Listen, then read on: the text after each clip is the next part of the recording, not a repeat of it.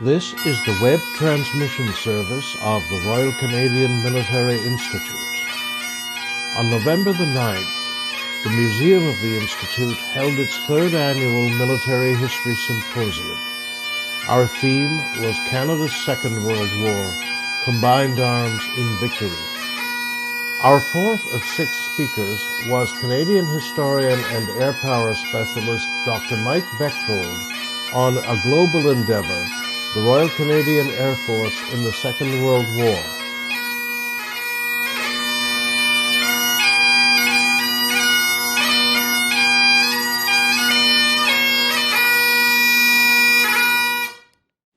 Dr. Mike Bechthold is perhaps the preeminent historian on air power in Canada.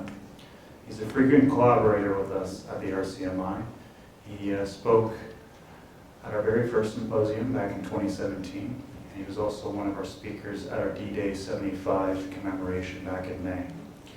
A very fine historian with several publications, some of which are available down in the short bar. Please help me welcome to the podium Dr. Mike Bechthold.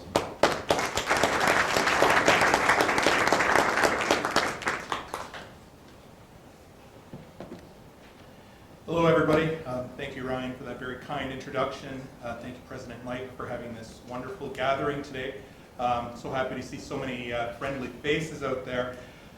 For the next 30 minutes or so, I want to talk to you about the experience of the Royal Canadian Air Force in the Second World War, which was really a global war for them. Very much like Jeff told us with the Navy, the RCAF had very small beginnings, 8 squadrons, 12 auxiliary squadrons, and only 4,000 all ranks in the RCAF. So it was really just a small peacetime organization.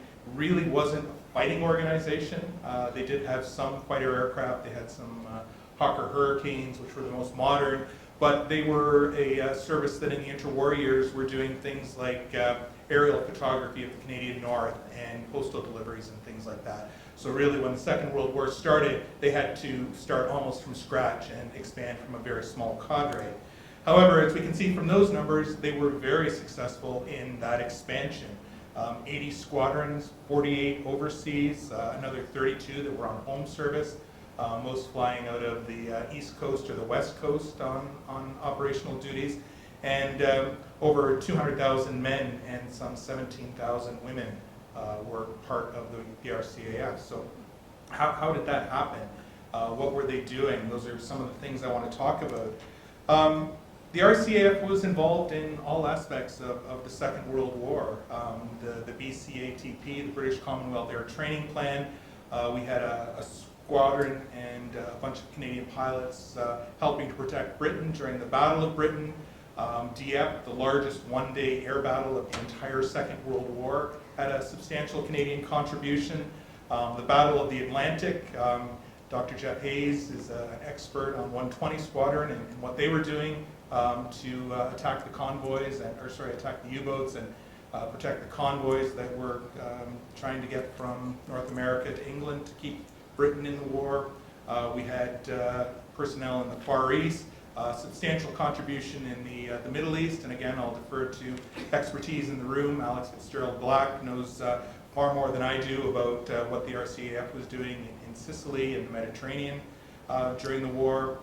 There was a substantial portion of the RCAF personnel that actually didn't serve in the RCAF per se during the war, and they were assigned to British squadrons flying like 120 Squadron that Jeff knows so much about, Canadians flying in British units, or Australian units, or New Zealand units, etc.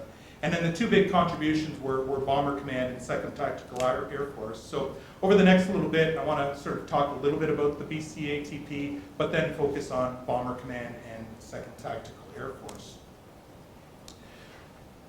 So when the Second World War started, our Prime Minister, Mackenzie King, he of the conscription if necessary, but not necessarily conscription, didn't want to commit Canada to a major overseas combat role. He knew that during the Great War that the Canadian Corps had performed so admirably, but it was a performance that came at a substantial cost. And the Canadian Corps took very heavy casualties on the Western Front in winning those battles, such as Vimy and the great 100 Days campaign of 1918.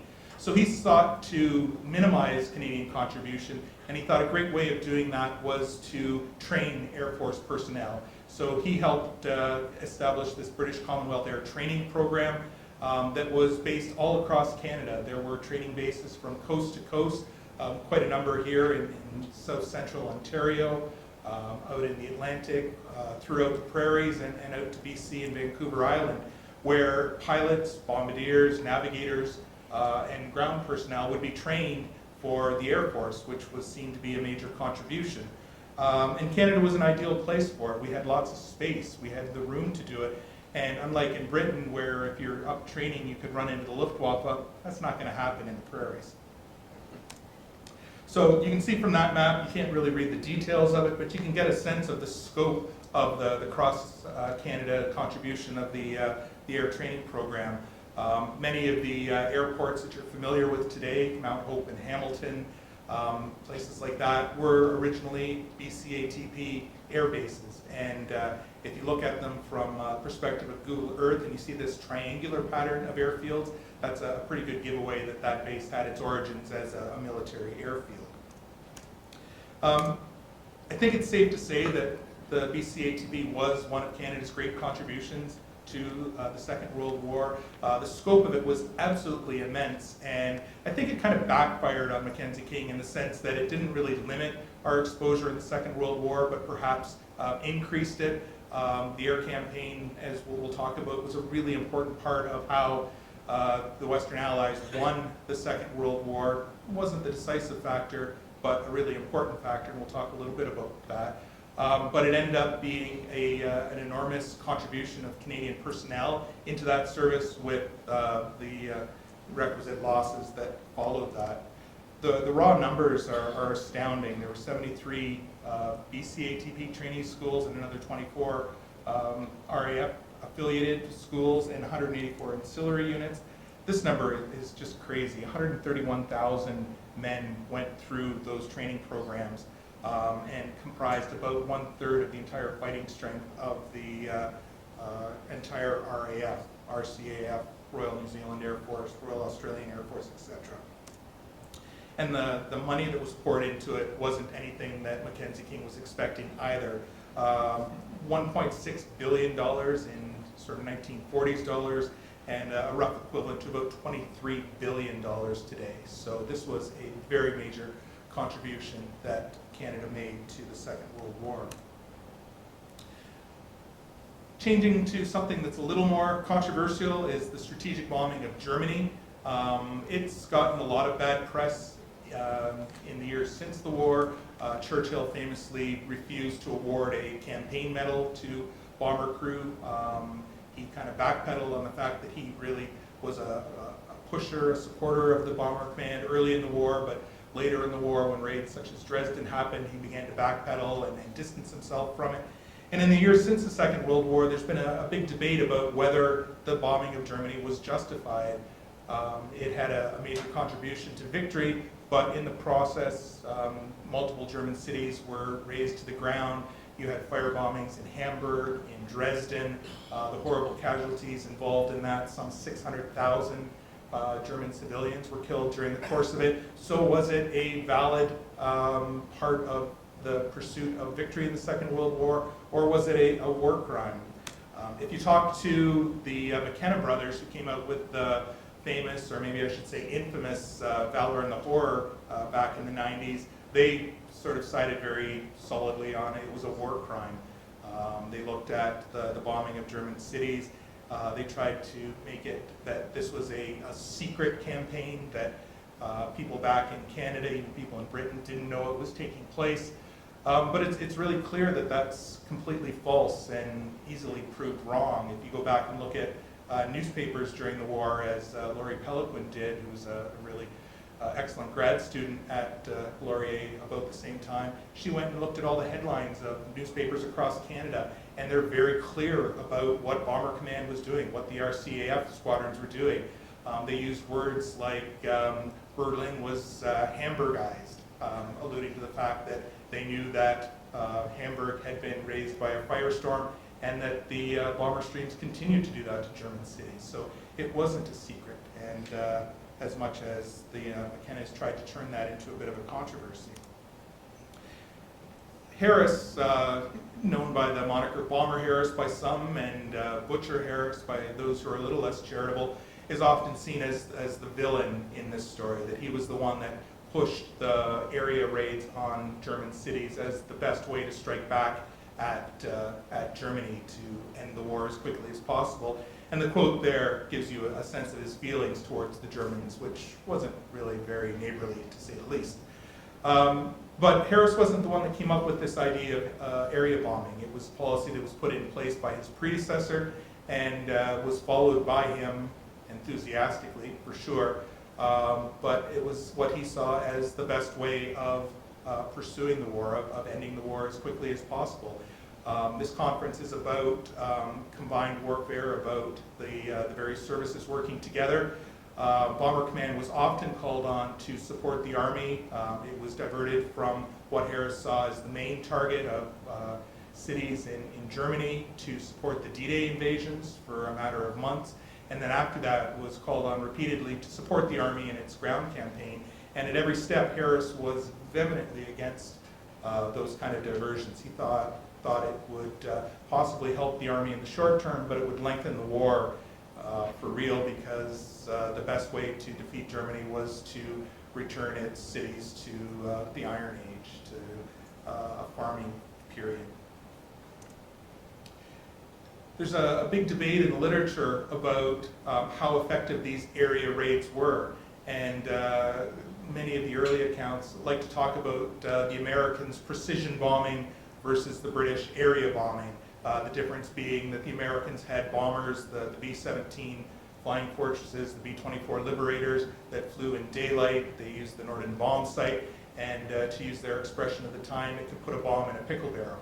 And that was based on great experience in the U.S. before the war, where over the clear deserts of Nevada and other places like that, they could use those weapon systems, the Normandy bomb sight in particular, to make very precise bombing attacks. Well, the situation was a little bit different over Germany. We're talking Northern Europe, weather conditions that weren't clear or ideal most of the time, strong winds, and this little factor called the Germans that had massive quantities of anti-aircraft artillery, fighters, searchlights, and other things that made it much more difficult for the Americans to do their task. The Americans always claimed to be doing precision bombing. They always claimed to be attacking precise targets, and frankly, for most of the period, they were doing the exact same as the British, which was city busting, area bombing. The British were actually more accurate for most of the time. If given a clear day, the Americans could be very accurate in their attacks. But by 1944 and certainly into 45, Bomber Command, which included 6th Group Royal Canadian Air Force, were much more accurate based on their tactics, based on radar systems they had that could help them during their night attacks and everything like that. So this whole debate of precision versus area is really an American way of distancing themselves from the sort of vilification of the bomber campaign, where they were going after cities, where they said they were going after oil targets or transportation targets or other such precise targets, when really that wasn't the case at all. Canadianization is a really interesting one because we all know about the First World War, where it was really important to the Canadian government to hold the Canadian Corps together as an identifiable Canadian unit. And that question came up earlier today about the Royal Canadian Navy and were there efforts to sort of keep it together. Well, for the RCAF, there certainly was. The RCAF had started being parceled out amongst the RAF, and in fact the RAF wanted nothing to do with a collated Canadian Air Force. They wanted to be able to take, ideally, just pilots and disperse them throughout RAF units, and failing that, they wanted to be able to take Canadian squadrons and parcel them out as they saw fit. But the Canadian government held firm on that and insisted that all the bomber units be collected in 6th Group RCAF. Harris in particular was very much against this. He thought it was going to diminish the accuracy and the effectiveness of the unit.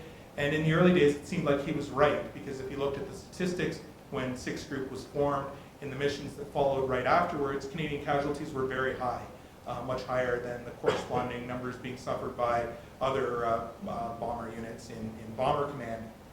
And it seemed like this was the fault of Canadianization, but if you look at the numbers a little bit more clearly, you can see that they weren't the result of Canadianization, they were the result of a new unit being put into the field. And if you look at any of the bomber groups in RAF Bomber Command, you'll see those same numbers where when they first get put on operations, their casualties are very high, but as they learn, as they train, as they become more experienced, those numbers go way down, so that by 1945, our 6th Group was arguably one of the best groups in all of Bomber Command, lowest loss rates and highest accuracy of bombing attacks. So Canadianization was sort of put forward by the British as a reason not to do it, but it turned out to be a moot point. When we look at Bomber Command, we always want to talk about costs and accomplishments, and we can put it in sort of the raw calculus of the economist. Here's the benefits, here's the costs. And I've got a list there of some of the costs that are incurred, manpower and industrial commitment, sort of that, what else could we have done with that resource? Because waging a bomber war is a very expensive and industrial rich thing to build bombers, to train air crew. It takes a lot of time, a lot of money, and a lot of resources to make it happen. And the personnel costs, what about these 200,000 plus people that were in the RCAF? Could they have better served in the Navy, in the Air Force, in other roles? But if you look at the accomplishments, it becomes tougher to suss out what Bomber Command was doing. The U.S. conducted a strategic bombing survey, the USBSS, immediately after the war, and it came to the conclusion that the bomber campaign was much less effective than anybody had thought it was. And I think more recent studies have shown that to be a very political statement that is not necessarily true. Probably the most recent scholarship on the point is written by a British historian, a guy named Phillips O'Brien, who wrote a book on the contribution of air warfare. And this kind of plays into that story that's out there as well about the Russian contribution to the Second World War. There's a lot of talk about the Russians won the Second World War, that they fought 75% of the combat power of the German army during the war, and if it wasn't for the Russians, that the Germans could never have been defeated. Well, O'Brien kind of puts that argument on its head by looking at the contributions of not just Bomber Command, but the industrial output of the Western nations, of Britain, of the US, of Canada, and finds that even though 75% of the German army was fighting on the Eastern Front, the vast majority of German economic output during the Second World War was destroyed by the Western Allies, whether that be during the Battle of the Atlantic or in the strategic bombing campaign or on the fields of Normandy. That calculus of who won the war, the West or the East, isn't quite so easy to come up with, and there's much more factors into it than that. And through it all, the Canadians were a very key part of it. 6th Group was an integral part of Bomber campaign during this, but as I alluded to at the outset, it came with a high cost. There were some 10,000 Canadians that died on service with Bomber Command, both serving in 6th Group and as CANRAF personnel serving in other squadrons. So a very costly endeavor for Canada. And we can't forget the personnel costs, the cost to civilians on the ground that I alluded to earlier as well. And that makes an interesting segue into an experience I just recently had. I was over in the Netherlands for a conference on the Canadian role in the Battle of the Scheldt that was hosted by the Dutch Military History Institute. And before that conference convened, I went over and toured some of the Canadian battlefields in Holland and Germany and Belgium. And one of my overnight stops was in a little town on Walcheren Island called West Capella. And West Capella is very famous during the Battle of the Scheldt because it was the location of one of the RAF bombing strikes to breach the dikes at Walcheren Island. General Simmons, the Canadian commander of 2nd Canadian Corps, came up with the idea that to neutralize the defenses on Walcheren, which was a very heavily defended bastion for the Germans, much more heavily defended than any of the D-Day beaches that the Allies had to attack on the 6th of June, that what they could do was to sink the island, because As we all know, the Dutch are very industrious, busy beavers, reclaiming land from the sea, and most of Walcheren is below sea level, and the idea was that they could bomb the dikes and allow the sea to flood in and neutralize any of the German defenses. And Walcheren was one of those places. You can see the air photo on the left shows the major breach in the dike right next to the town of Walcheren. And if you look up at the top of the photo, you can see, mostly by its shadow, the lighthouse that's just behind the town.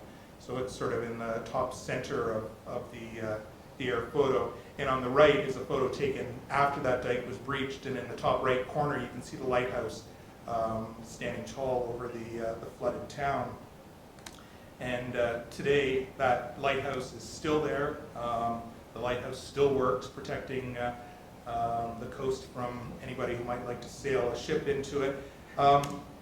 But tucked in behind that is this incongruous little cemetery with a great big cross laid over it, and behind it is a cemetery that has all of the local citizens that were killed during the fighting in 1944, well, October and November 1944. And a large percentage of those civilians were killed by RAF and RCAF bombing attacks on the 3rd of October and afterwards during the fighting. I was really shocked to find that, and I was wandering through those headstones. Are probably too small to see, but there's about 175 names on those headstones, and some of them have 2 names. The one on the left has a 4-year-old and a 31-year-old. The one on the right has a 10-year-old and a 1-year-old that were killed, and in behind was a 70-year-old. I have to confess, I didn't get out of there without a lot of tears. It was just absolutely shocking to see some 175 names of people that were killed during their liberation by mostly Allied weapons, Canadian bombs, British bombs, and I don't think we can forget that as part of the cost of liberation. And the fact that the Dutch are still so grateful for their liberation really says a lot about that period and how much it cost. But bombing was a blunt weapon. Today we have smart bombs that can be much more accurate, but back in the Second World War, collateral damage was the norm, not the exception. And lots of civilians were killed, lots of friendly troops were killed. So turning now to tactical air power and looking at the Normandy campaign as sort of our exemplar, the question has been raised, how important was air power in Normandy? And if you turn to a British RAF historian named John Train, he says that air power was the decisive factor in the Normandy campaign. And he's got a great big thick book on the RAF in the Second World War, where he talks in quite a bit of detail about how important air power was to victory. We'll come back to that, but I want to start you on that. If we talk about Hollywood has a very clear support of John Train's view. How many people have seen Saving Private Ryan? Yeah, a majority of hands. So in that climactic scene where Captain Miller has been wounded and he's sitting there with his pistol firing at the tank, trying to stop the Tiger tank as it comes across the bridge, and it looks like all has been lost. And all of a sudden, out of the blue, the cavalry arrives. 2 P-51 Mustangs just zoom in out of nowhere and drop bombs right on that Tiger tank and blow it up and absolutely save the day. And with that one small action, the tide has been turned. The Americans are going to win, the Germans are going to lose, and that is the impact of air power. Isn't it wonderful? Well, maybe it's not quite as wonderful as that in real life, but that's the Hollywood interpretation. So what role did air power play during the Normandy campaign? And it had a lot to do. It was very active in the lead up to D-Day. Air superiority was absolutely crucial, and that was a battle that was won mostly over Germany rather than over Normandy. Americans had long-range fighters, first the P-47 Thunderbolt and later the P-51 Mustang, that could fly with the American bomber streams all the way to Berlin and back.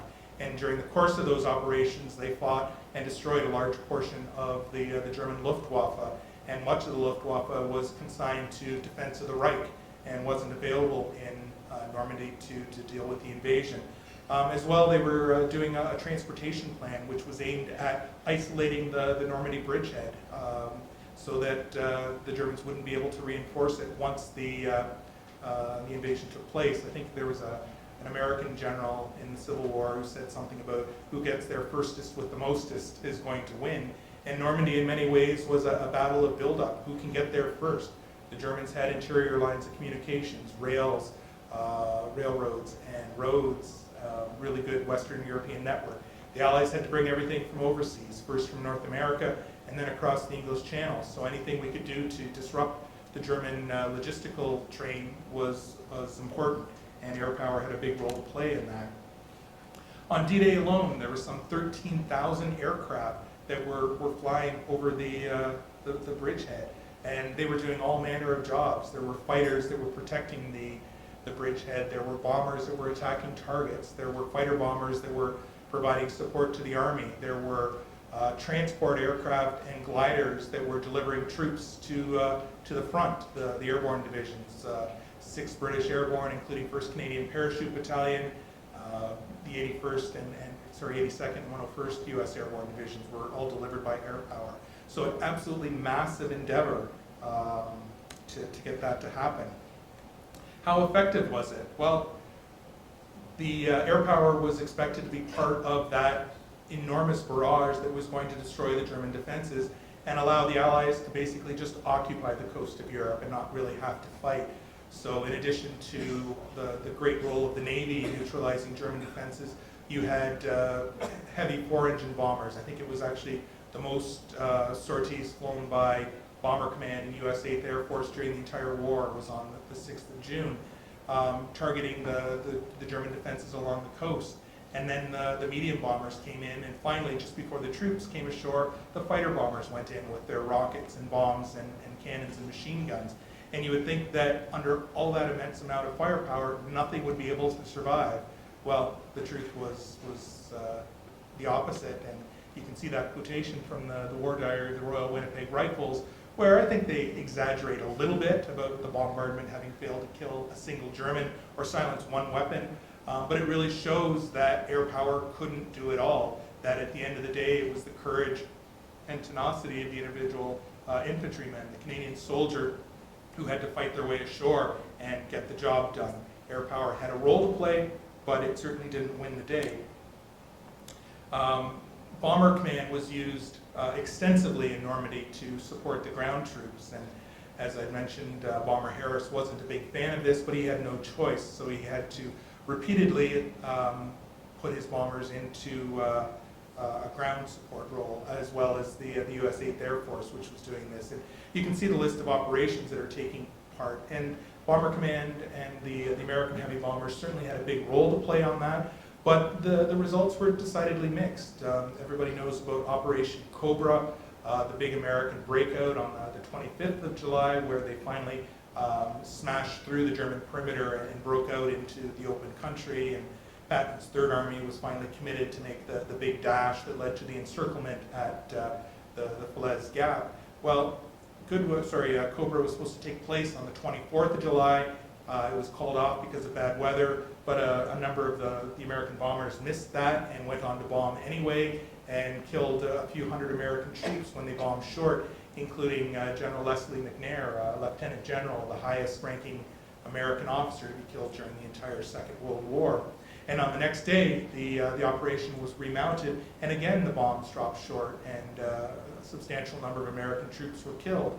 Lots of Canadians were unfortunately killed by our own bombs as well, both heavy bombers during operations Totalized and Tractable, and also by fighter bombers that were raging over the battlefield and mistaking targets, especially later in the campaign when things opened up a little bit and we didn't have clear bomb lines to delineate between friendly and enemy forces, and the numbers of Canadians that were killed in mid-August rivaled the number of, by fighter bombers, rivaled the number of men killed by the heavy bomber attacks as well.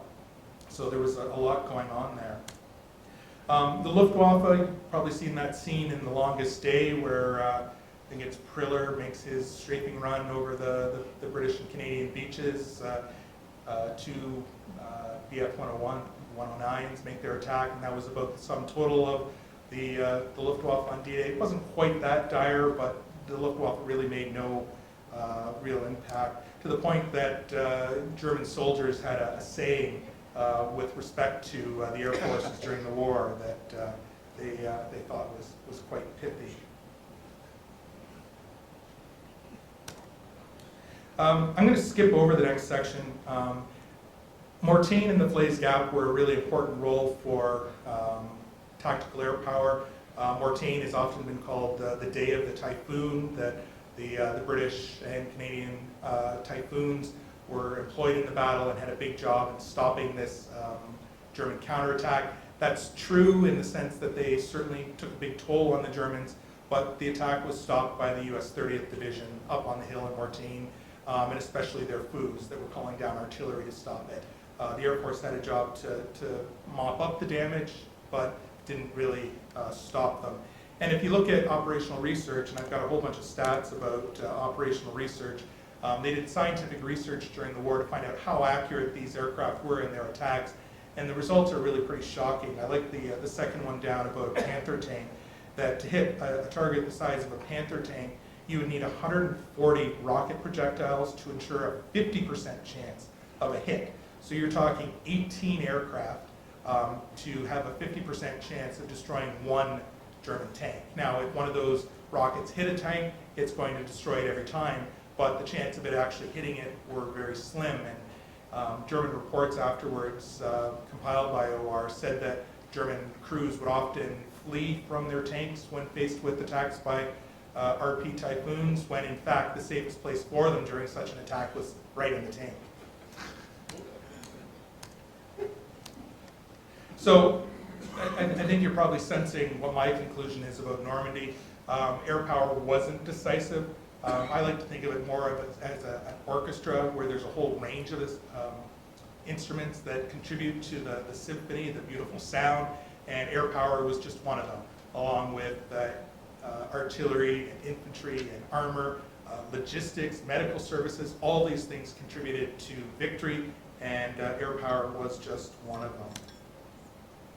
But we can't ever forget the cost, and 10,000 Canadians died as part of Bomber Command, and overall there were 13,000 Canadians that died in active operations during the war, and another 4,000 were killed in training, because flying is an inherently dangerous endeavor. So quite a big cost. I don't think Mackenzie King expected that when he committed us to the BCATP, but that's how it wound out, and it was an important contributor to the war. So join the team. Thank you.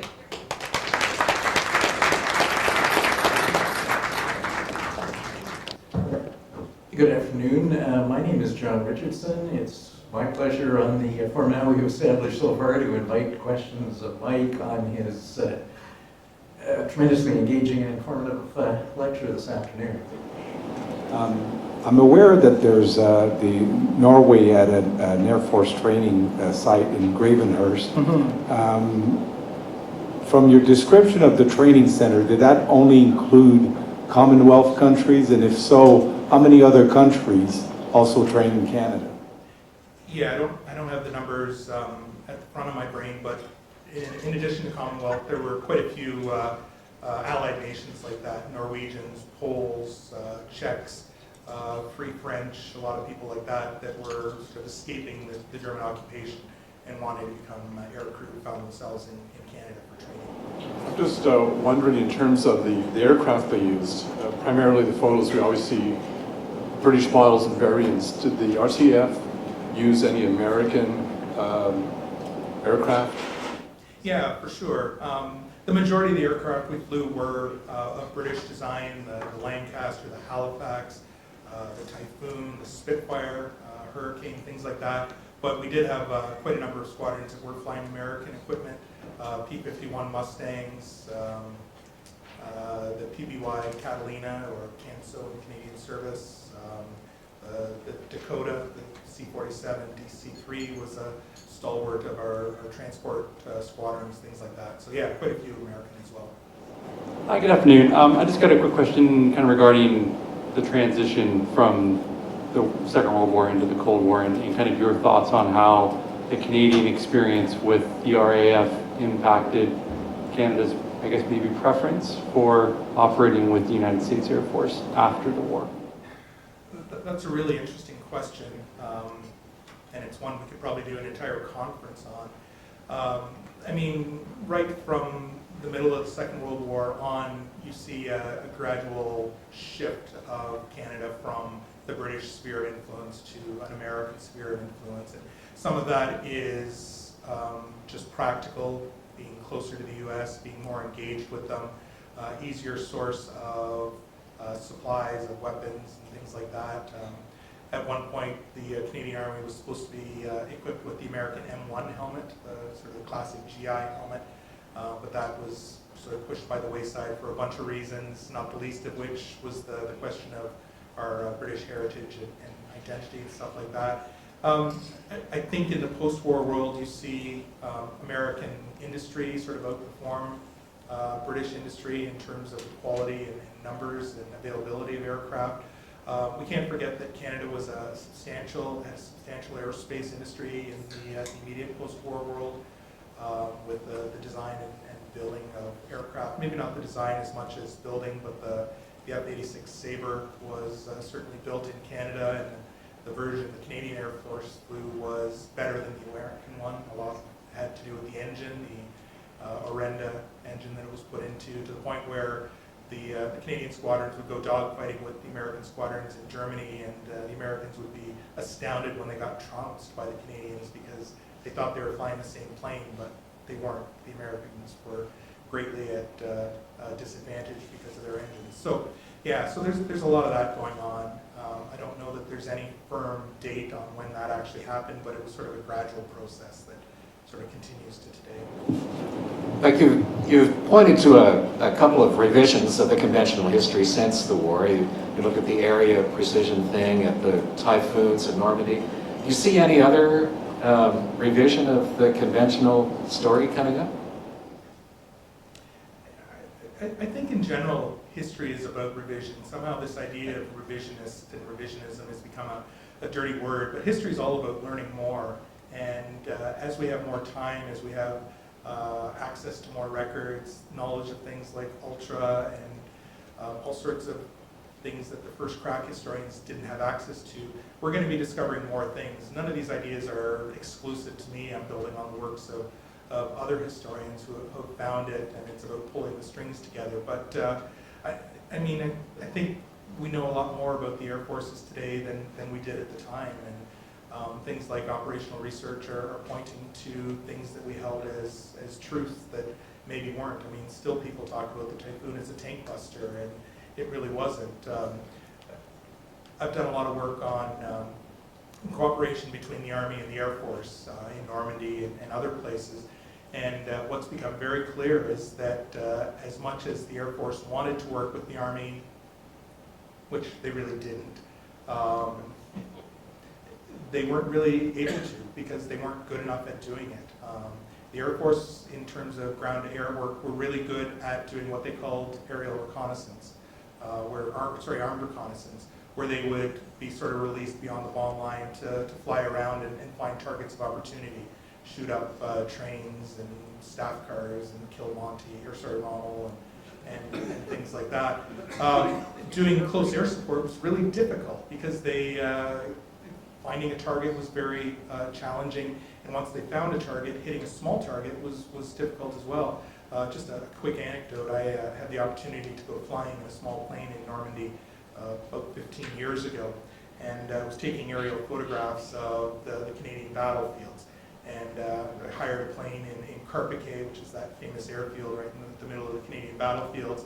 And we took off, and I immediately could identify all the battlefields. There were all the places the Canadians fought. There's Caen, there's Puteaux and Bretteville, there's the Normandy coast. We flew up over Armanche and Juno Beach and over to the Orne River and over Pegasus Bridge, back down to Caen. And then we got south of Caen, and all of a sudden I couldn't pick out anything because the terrain all looked so similar. I wanted to go take pictures of the big cemetery at Bretteville-sur-Lys, which you would think would be easy to find, and we looked for it for a while, and then finally I spotted it, so we went off to it.